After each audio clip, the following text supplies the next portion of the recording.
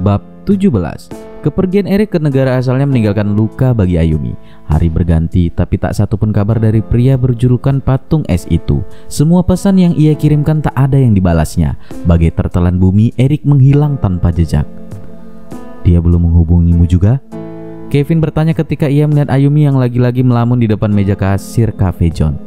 Belum, mungkin dia sibuk. Ya, sibuk sekali sampai-sampai tidak bisa meluangkan waktu hanya 1 menit untuk membalas pesanmu. Ayumi hanya bisa membuang napas berat mendengar ucapan dingin dari pria yang terkenal dengan gaya bicaranya yang belak-belakan. Tapi anehnya itu pula yang membuat dia banyak digilai para perempuan di sini. Atau entah karena virus Korean Wave sedang melanda seluruh dunia termasuk Kanada.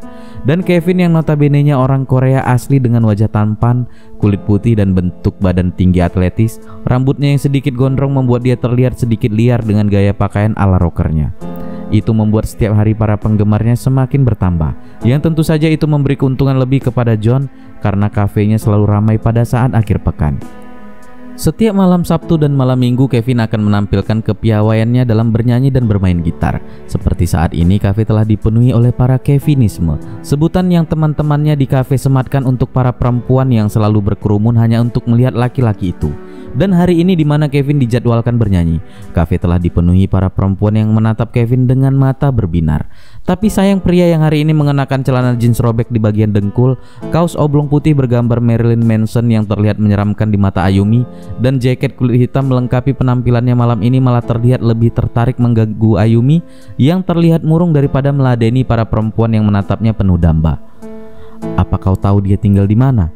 Kevin kembali bertanya yang membuat Ayumi menatapnya untuk beberapa saat sebelum akhirnya menggelengkan kepala yang membuat Kevin terlihat putus asa. Jadi, kau pun tidak tahu dia tinggal di mana? Ayumi menggeleng sambil menumpukan dagunya di atas tangan. Mulutnya terlihat cemberut. Melihat itu Kevin hanya bisa menarik napas berat. Bagaimana kalau sebuah kota? Apa dia pernah memberitahumu dia tinggal di kota apa? Ayumi terdiam beberapa saat sebelum kembali menggeleng dan itu membuat Kevin ikut terlihat frustasi dan sempat mengumpat dalam bahasa Korea yang telah Ayumi ketahui. Jangan mengumpat di depanku, seru Ayumi sambil menatap Kevin dengan sorot mata tajam yang membuat Kevin tersenyum. Baiklah, maafkan aku. Apa kau tahu nama Koreanya? Ayumi kembali membuang napas berat dan membuat Kevin semakin frustasi. Ia merasa kasihan terhadap sahabatnya itu. Tapi di sisi lain ia juga merasa gemas karena perempuan jenius di hadapannya itu tiba-tiba jadi begitu bodoh ketika berhadapan dengan yang namanya cinta. Apa kau tahu ada berapa orang yang bermarga Kim di Korea? Kevin bertanya sambil berpangku tangan, tubuhnya bersandar di meja kasir. Kaki panjang disilang dan menatap Ayumi sambil menaikkan alis matanya. Aku tahu, banyak, jawab Ayumi dengan lemas. Iya, banyak, dan yang bermarga sama pun mereka belum tentu bersaudara atau saling kenal. Jadi bagaimana aku bisa membantumu mencari kabar tentangnya kalau kau hanya mengetahui nama marganya saja? Ayumi membelalakkan matanya setelah mendengar ucapan Kevin. Kau akan apa? Tadinya aku akan meminta bantuan temanku untuk mencari kabar tentang pria itu, tapi sepertinya akan susah. Apa kita tidak bisa menggunakan nama Inggrisnya? Ayumi bertanya dengan penuh harap. Jujur saja dia sangat ingin mengetahui kabar kekasihnya itu. Apa dia tiba dengan selamat? Apa dia baik-baik saja? Hanya itu yang ingin Ayumi ketahui. Selain tentu saja dia sangat merindukan Erik. Dan mencarinya di seluruh Korea? Kevin bertanya yang membuat Ayumi kembali terdiam dan terlihat lesu. Aku punya ide, seru Kevin sambil menepuk tangan yang membuat Ayumi terlonjak karena semangat. Matanya berbinar menatap Kevin penuh harap. Aku akan membuat selebaran dengan foto kekasihmu. Kita tulis dengan huruf besar, dicari buronan tak bertanggung jawab yang telah meninggalkan kekasihnya. Au! Sontak saja perkataannya itu membuat Ayumi memukulinya tanpa ampun. Tidak lucu, seru Ayumi dengan muka memberengut menatap Kevin yang tengah mengelus-elus lengannya yang sakit akibat pukulannya. Untuk beberapa saat pria itu terdiam dan menatap Ayumi dengan perasaan iba. Dalam hati ia sangat geram kepada Erik yang menghilang begitu saja tanpa kabar berita. Tapi ia juga sangat yakin kekasih Ayumi itu bukan pria tanpa tanggung jawab yang akan meninggalkan perempuan yang sangat ia cintai begitu saja. Dan Kevin yakin Erik memiliki alasan yang sangat kuat di balik semua ini. Dengar, dia hanya pergi selama libur musim dingin ini. Bukankah dia bilang akan pulang ketika libur telah berakhir? Dan itu minggu depan. Jadi yang harus kau lakukan sekarang adalah bersabar sampai minggu depan. Dan ketika dia kembali, kau bisa memukuli dan memarahinya sesuka hatimu. Oke? Ayumi memikirkan perkataan Kevin. Seperti biasa sahabatnya itu selalu berkata benar. Libur musim dingin akan segera berakhir minggu depan, dan Erik pasti kembali sesuai janjinya untuk menunaikan kewajibannya sebagai dosen. Jadi yang perlu ia lakukan adalah bersabar selama 1 minggu lagi. Hari berganti. 1 minggu itu pun dilalui Ayumi dengan perasaan bahagia yang membuncah karena kuliah akan segera dimulai, yang artinya Erik akan segera datang. Tapi 1 minggu berlalu, pria itu tak menampakkan batang hidungnya. Minggu berganti bulan dan Erik belum juga kembali. Musim telah berganti. Udara dingin Vancouver berganti dengan udara hangat musim semi, memberi keceriaan kepada semua orang, tapi tidak bagi Ayumi. Hati gadis itu telah membeku ketika mendengar kabar kalau kekasihnya, sang dosen seni, telah mengundurkan diri dari kampus tempat yang sama di mana ia menimba ilmu. Udara hangat musim semi membuat semua orang banyak melakukan aktivitas di luar untuk menikmati sinar matahari.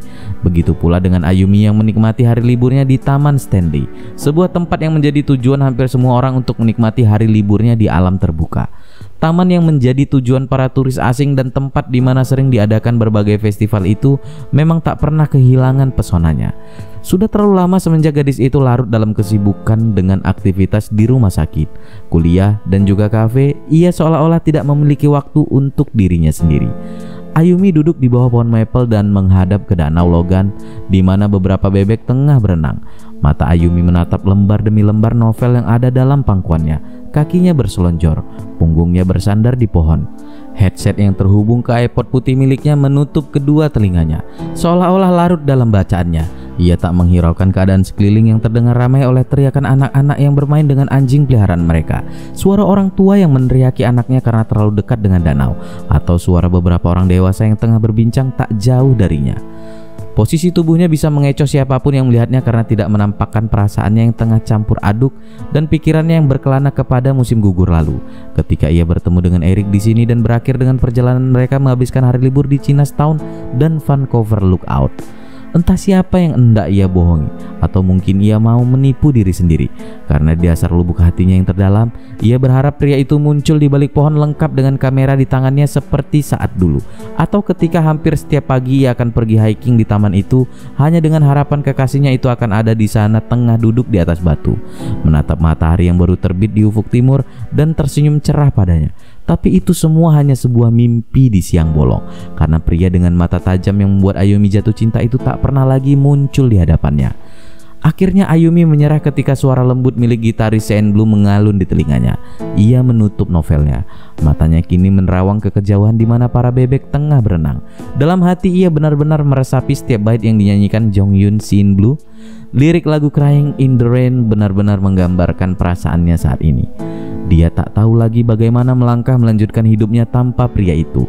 Ya, anggap saja dia cengeng karena bisa terluka sedalam itu, hanya karena seorang pria yang belum lama mengisi hari-harinya. Tapi hati dan perasaan tidak ada yang bisa mengontrol.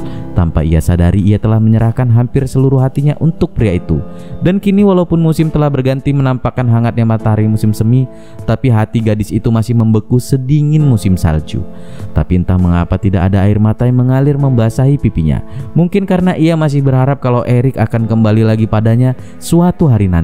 Iya, ia berharap Tuhan masih berbaik hati padanya dengan mengirimkan kembali pria yang telah mencuri separuh jiwanya itu kepada dirinya.